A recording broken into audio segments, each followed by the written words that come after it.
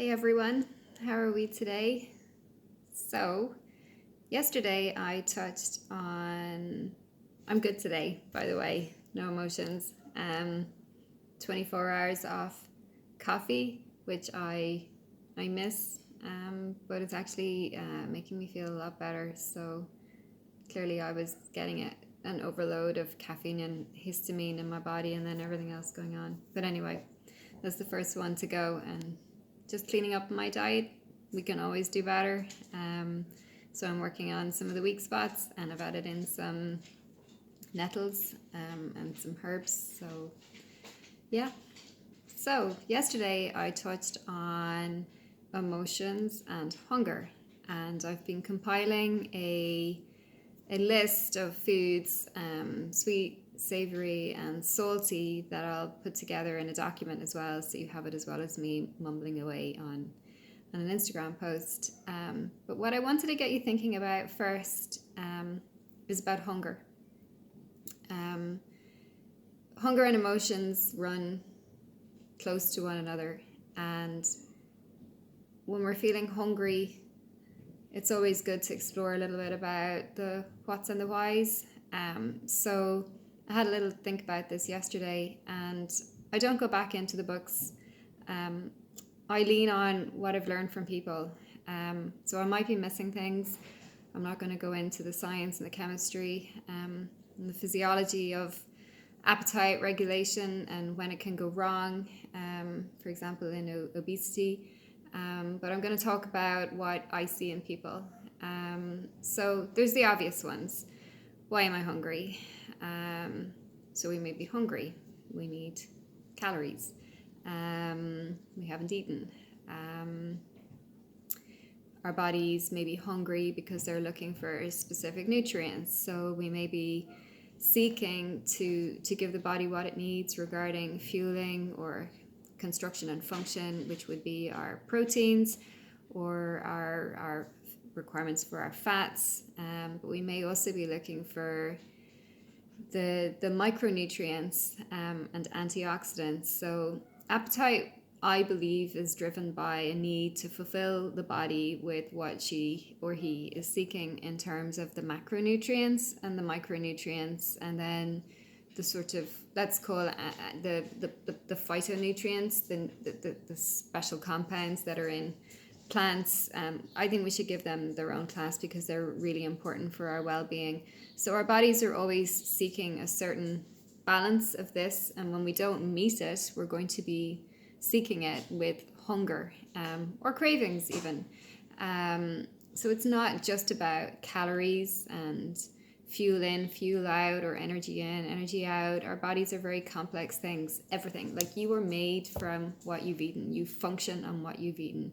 You feel and think based on, and your moods based on fulfilling a need biologically for vitamins, minerals, antioxidants, amino acids, essential fatty acids, glyconutrients, etc., etc. So when we're hungry, our body is looking for something. So if we have a very poor quality diet, that is going to have a knock-on effect on our appetite.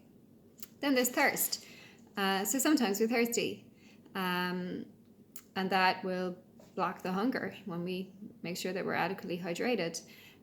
There's two other things that can really impact on our appetite regulation, and that is fatigue or sleep. So if you're an athlete, for example, and you're hitting into overtraining, or you've had a really hard week, you'll notice that your appetite can be relentless. There will be a link. The same if you're overworked, it will have an impact on your appetite. For some, it can go down as part of the stress response, but for others, fatigue will make us hungry. And poor sleep. Sleep, for sure, has a link with appetite. But at the moment, we're in isolation, and we're far more aware that we are walking to the fridge and walking to the pantry and walking to the press, and it's like a never-ending, I'm hungry. So there's obviously other reasons for hunger, and this is where our emotions link into it. So for most of us, it's gonna, our emotions and what we're feeling are gonna play into our appetite. But then there's the more extremes of anorexia, bulimia, and binge eating.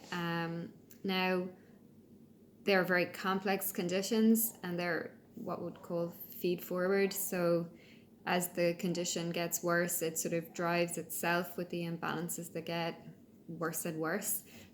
But on a very simple level, I'm going to break it down into, well, anorexia, we're not eating, and there's two reasons for that. It's control, or it's numbing out, so trying to not feel.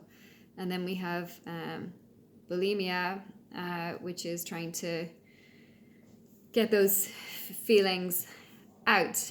And purging would be the same. It's to try and get rid of the feelings. And then we have overeating, which will be trying to stuff the feelings down. So all of them are sort of numbing out and dissociative strategies, not helpful for our health, but understandable in ways on an emotional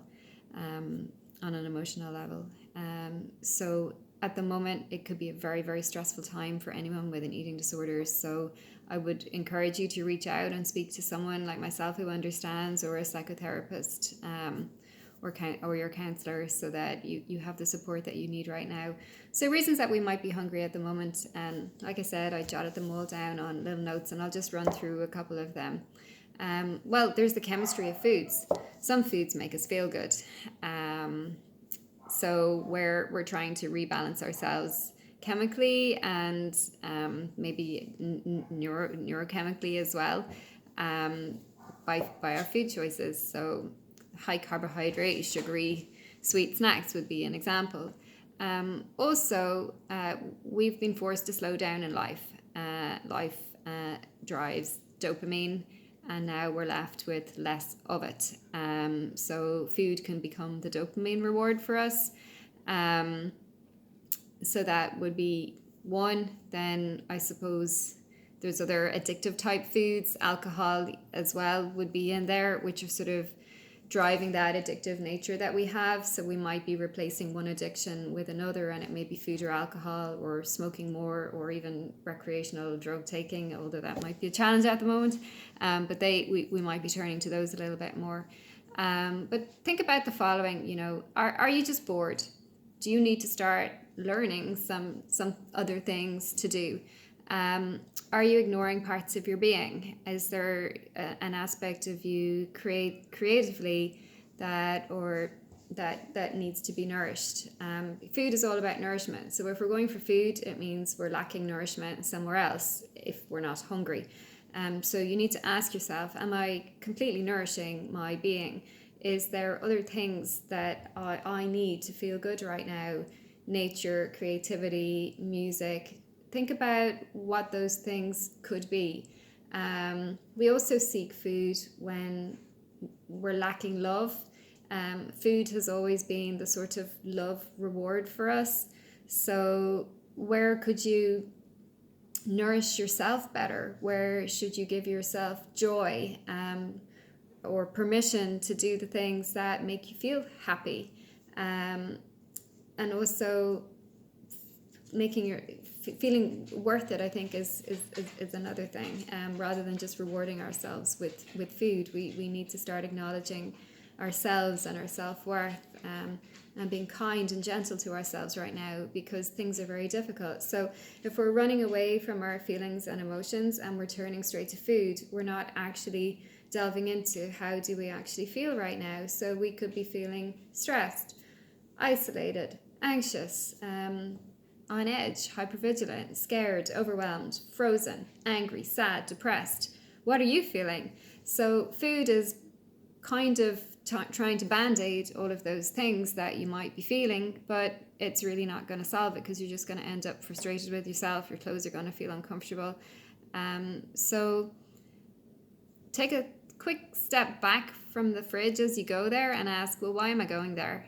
And is there something that I can nourish myself with, or reward myself with, or am I seeking some other form of love or something else?